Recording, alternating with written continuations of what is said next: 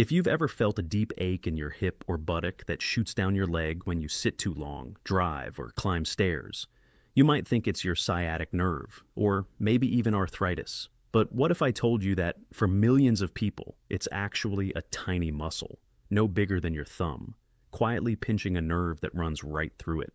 And even more surprising, stretching it might actually make the pain worse. In today's video, I'll show you the only 3 exercises proven to fix piriformis syndrome for good. No fancy equipment, no complicated routines, just movements that retrain your body and set you free from that deep burning pain once and for all.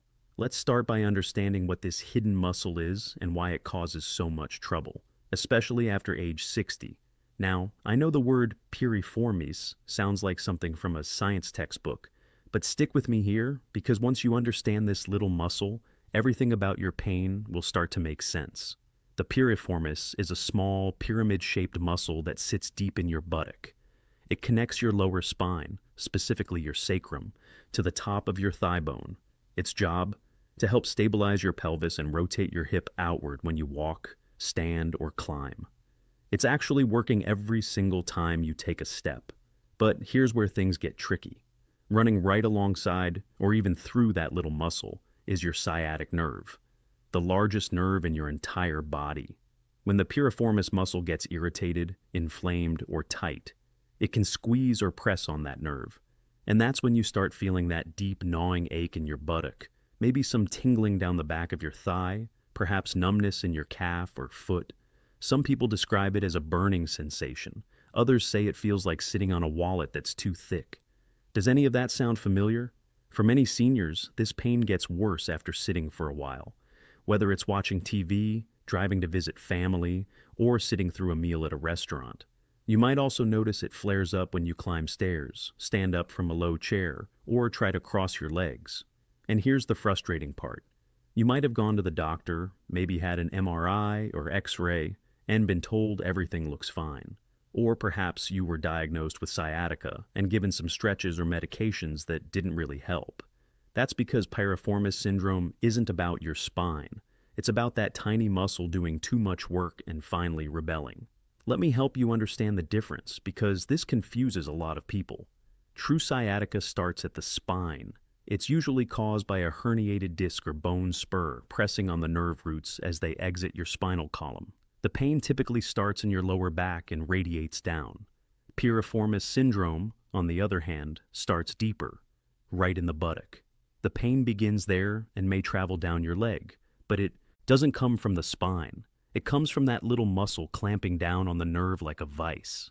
Now, I want to reassure you about something important. Piriformis syndrome is not dangerous. It's not going to cause permanent damage to your nerve or leave you unable to walk. But it can be stubborn. It can linger for months or even years if you don't treat the real cause. And that's the key, because most people focus on the wrong thing when trying to fix it. You see, when someone feels tightness or pain in their buttock, the natural instinct is to stretch it out, right? You might sit on the floor and pull your knee to your chest. Maybe you've tried the figure 4 stretch or used a foam roller to dig into that sore spot. And for a few minutes, it might feel a little better. But then the pain comes back, sometimes even worse than before. Sound familiar? Here's what most people don't realize. The piriformis isn't tight because it needs to be stretched. It's tight because it's weak and overworked. Think about it like this. Imagine you have a small security guard standing at the entrance to a building. His job is to check IDs and keep things safe. But what if the rest of the security team stopped showing up? What if that one guard had to do the work of 10 people, working double shifts, covering every entrance, never getting a break? Eventually, he'd be exhausted, tense, and unable to do his job properly. That's exactly what's happening to your piriformis muscle. After age 50, we naturally start losing muscle strength. Research shows that without regular strength training, we can lose somewhere between 1 and 2% of our muscle mass every single year. Now, that might not sound like much, but over a decade, that adds up. And the muscles that tend to weaken first? The big stabilizers, your glutes, your hips, your core. These are the muscles that are supposed to support your pelvis, control your leg movement, and take pressure off smaller muscles like the piriformis. But when they get weak, That little piriformis muscle has to pick up the slack. It starts working overtime. And just like that overworked security guard, it eventually tightens up to protect itself. It's not trying to hurt you. It's just exhausted from doing too much. So, when you aggressively stretch an already overworked muscle, you're not helping it relax. You're irritating it even more. You're asking it to lengthen and let go, when what it really needs is to be strengthened and supported. That's why so many people stretch and never get better. They're treating the symptom, not the cause. Now, I'm not saying all stretching is bad. Gentle, controlled movement can feel good and help with blood flow. But if you're forcing the stretch, grinding into the muscle with a foam roller, or feeling sharp pain, you're likely making things worse. So instead of forcing it to relax, we're going to teach it to do its job properly again, through 3 specific, gentle strengthening exercises. These aren't random movements I pulled from the internet. These are exercises designed to retrain the piriformis and its supporting muscles so that the pain doesn't just disappear for a few hours, but stays gone for good. And the best part? You can do all 3 of them at home, without any special equipment, and in less than 10 minutes a day. Let's start with the first exercise. I call this one the seated resistance release. The goal here is simple. We want to gently wake up the surrounding glute muscles and release the nerve irritation without overstretching. This movement is perfect if you've been dealing with pain for a while and you're nervous about doing anything too intense. Here's how it works. Find a sturdy chair, something low enough that your hips are level with or slightly below your knees when you sit. Sit down with both feet flat on the floor. Now, take the leg on the painful side. Let's say it's your right leg, and gently cross it over your left knee. Your right ankle should be resting just above your left knee, forming a sort of figure 4 shape. So far, this probably looks like a normal stretch, right? But here's where it's different. Instead of pushing down on your knee or leaning forward to deepen the stretch, I want you to do the opposite. Place your hand gently on the inside of your right knee. Now, slowly pull that knee toward your opposite shoulder. But at the same time, I want you to resist that movement with your leg. Push back gently against your hand. You're creating a light resistance, like you're fighting yourself just a little bit. You shouldn't feel a sharp stretch. Instead, you should feel a gentle, warm engagement deep in your glute muscles. That's the feeling we're looking for. Hold that gentle push for about 5 to 10 seconds, then release.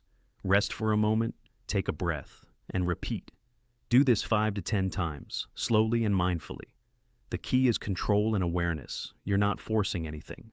You're asking your muscles to wake up, to remember how to work together.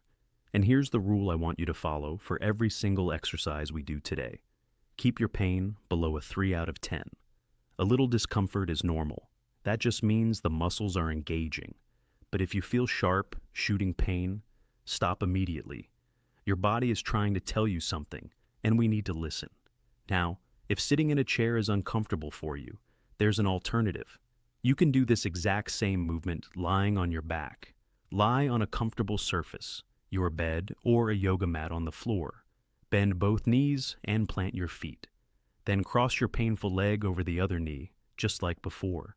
Use your hands to gently pull the bottom knee toward your chest while resisting slightly with the top leg. Same concept, just a different position. Choose whichever feels better for your body. Once you've woken up those muscles and released the tension, it's time to build real stability.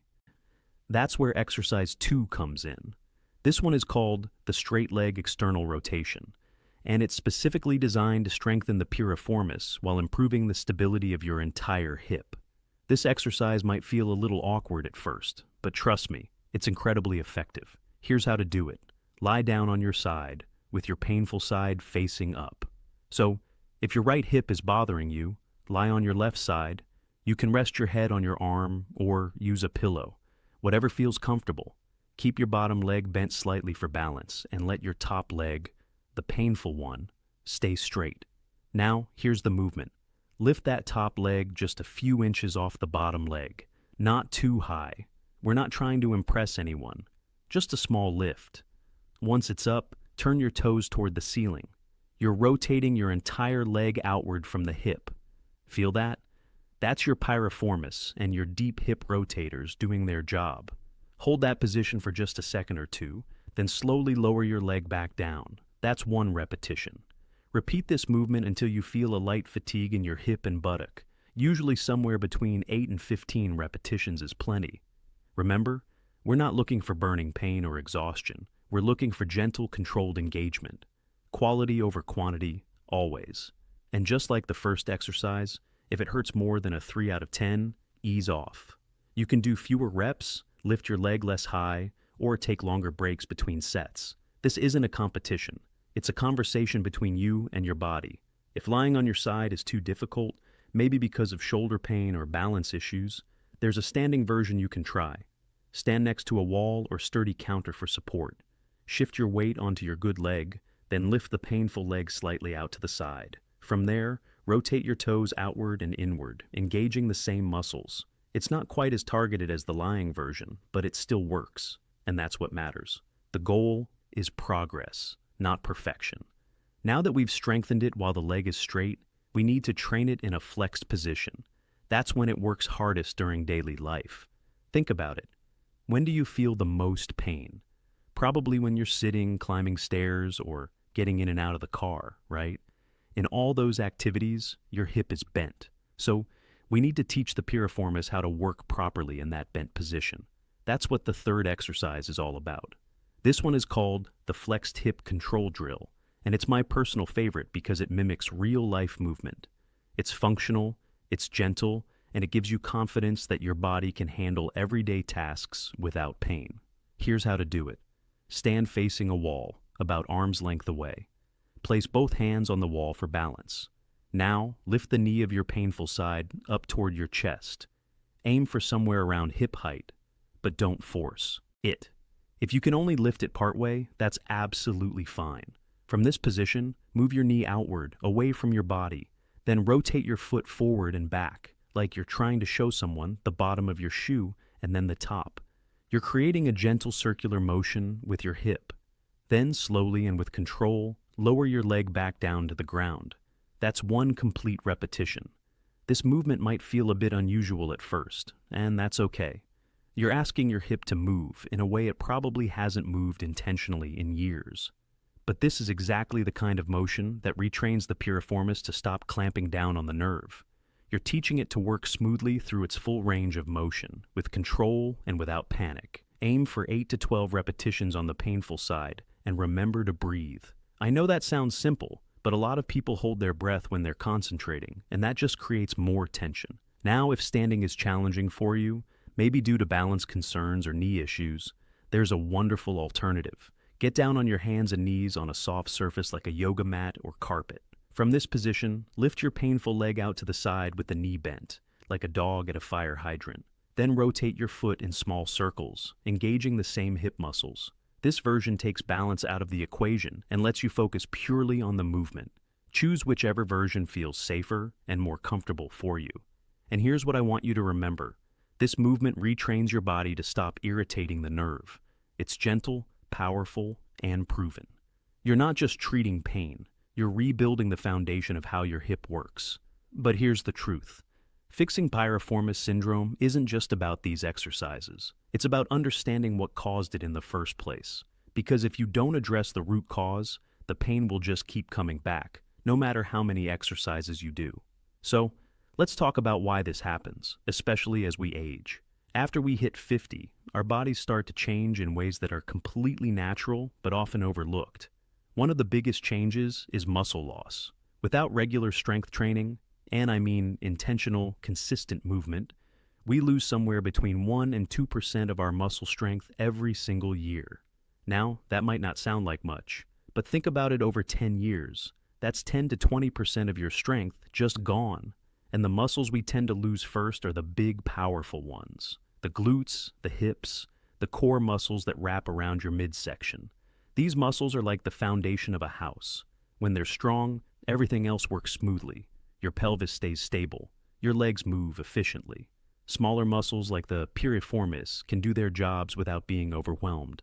But when that foundation starts to crumble, when the glutes get weak, when the core can't support the spine properly, all that extra work falls onto the smaller muscles, and the piriformis, sitting right there in the middle of your hip, gets buried under the workload. It's not that your piriformis is bad or broken, it's just exhausted from doing too much.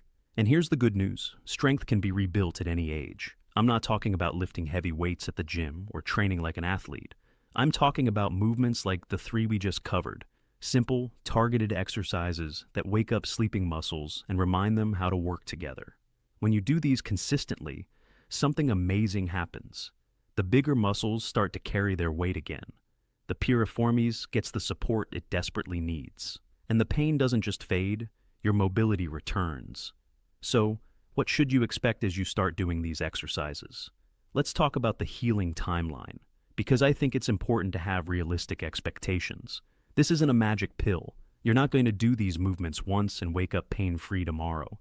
Healing takes time, especially when we're working with patterns your body has held for months or even years. But if you're consistent, here's what typically happens. In the first week or two, you'll likely notice that sitting feels a little more tolerable. Maybe you can drive for 20 minutes instead of 10 before the pain kicks in. Maybe you can watch a show without constantly shifting positions. These are small victories, but they matter. They're signs that the nerve irritation is starting to calm down. By weeks 3 and 4, most people report greater walking comfort. The tingling down the leg happens less often. Getting up from a chair doesn't make you wince. You start to feel like your body is remembering what normal movement feels like. After 5 weeks or more, that's when the real freedom comes. You're climbing stairs without thinking about it. You're sitting through a family dinner without excusing yourself to stand and stretch. You're moving with confidence again. But I need to be honest with you. Healing is gradual, not overnight. Some days will feel better than others. There might be setbacks. Maybe you overdo it one day, or you sit too long on a road trip. That's normal. That doesn't mean the exercises aren't working. It just means your body is still learning. Be patient with yourself. But how do you make sure the results last? It's all about keeping the rest of your body strong too. Remember, the piriformis doesn't work alone. It's part of a team. And if the rest of the team isn't pulling its weight, the piriformis will end up overworked again. So let's talk about the hidden helpers, the supporting muscles that protect your sciatic nerve and keep your hips happy. Your glutes are the powerhouse. These are the big muscles in your buttocks, and they're responsible for stabilizing your pelvis, extending your hip, and controlling your leg movement. When they're strong, they take enormous pressure off the piriformis. Your core muscles, the ones that wrap around your belly and lower back, keep your spine aligned and prevent your pelvis from tilting too far forward or back.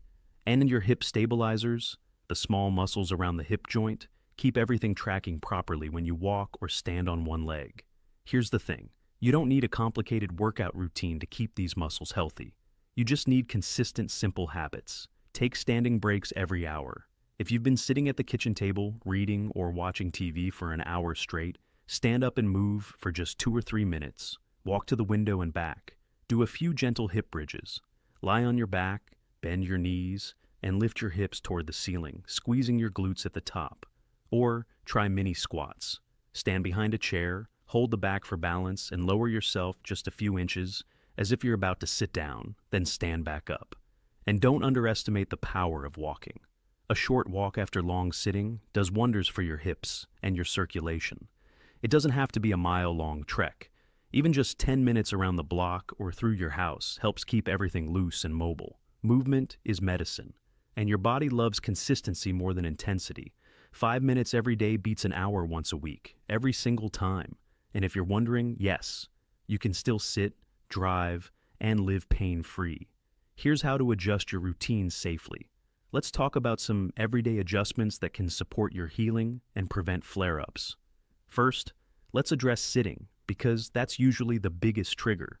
When you sit, especially on a soft couch or in a car seat, your pelvis can tilt backward, which puts extra pressure on the piriformis. To counter this, use a small cushion or lumbar support behind your lower back. This helps maintain the natural curve of your spine and keeps your pelvis in a better position. Also, avoid sitting cross-legged for long periods. I know it feels comfortable in the moment, but crossing your legs puts the piriformis in a shortened, compressed position, which can aggravate the nerve. If you catch yourself doing it, no judgment. Just uncross and plant both feet flat on the floor. Another tip. When you've been driving or sitting for a while, do some light movement afterward. Roll your ankles, march your knees up and down a few times, or stand and do a gentle standing version of that first exercise we covered. Think of your hips like hinges on a door. If you leave a door closed for months, the hinges get stiff and rusty. But if you open and close it regularly, even just a little bit, it stays smooth and functional. Your hips are the same way. Keep them oiled with gentle movement. And beyond the physical side, let's talk about the mental side of recovery, because confidence plays a huge role in healing.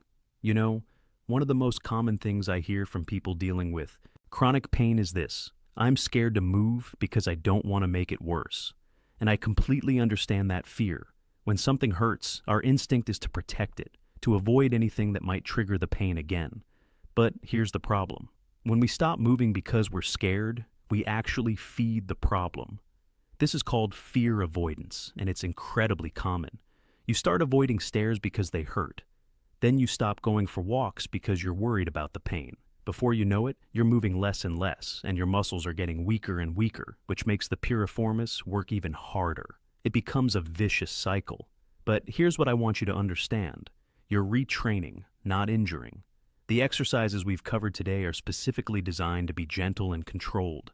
You're not throwing yourself into something dangerous.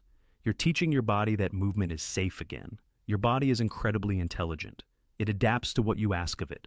If you ask it to stay still and protect, it will stay tight and guarded. But if you ask it to move gently, consistently, and with purpose, it will start to relax and trust the process. So I want to encourage you. Be consistent, be patient, and be kind to yourself. Some days you'll feel strong, other days you might feel discouraged. That's all part of healing. What matters is that you keep showing up, keep moving, and keep believing that your body can get better. Because it can. Now, let's pull everything together. Your simple plan for lasting relief from piriformis syndrome. I want to make this as clear and actionable as possible, so you know exactly what to do starting today. Here's your 3-step long-term plan. Step 1, activate daily. Use that first exercise, the seated resistance release, every single day, especially if you've been sitting for a while, or you feel tension building in your hip. This movement is gentle enough to do daily, and it helps release nerve irritation before it turns into full-blown pain. Step 2, strengthen 3 times per week. Alternate between the second and third exercises, the straight leg external rotation and the flexed hip control drill. You don't need to do both every day. Pick one, do it mindfully for a few minutes, and then give your body a day to rest and adapt. 3 times a week is the sweet spot for building strength without overdoing it. And step 3, support. Walk regularly, stay hydrated, maintain good posture, and keep those supporting muscles engaged with simple movements like hip bridges or mini squats. You don't need an hour at the gym. You don't need expensive equipment or complicated routines. Just 10 focused minutes a day can keep you pain-free and mobile for life. This is sustainable. This is something you can do for the long haul. And when you commit to it, when you make it part of your daily routine, like brushing your teeth or having your morning coffee, that's when the real transformation happens. If this video helped you understand your pain and gave you hope for healing, go ahead and click the like button. It helps more seniors discover these life-changing exercises. Subscribe and tap the bell icon, because next week we'll dive into 3 easy daily moves that keep your hips young and strong for life. And before you go, tell me in the comments, which exercise felt best for you today? Your story could be exactly what someone else needs to start moving again. Stay active, stay confident, and remember, your body was built to move, not to hurt.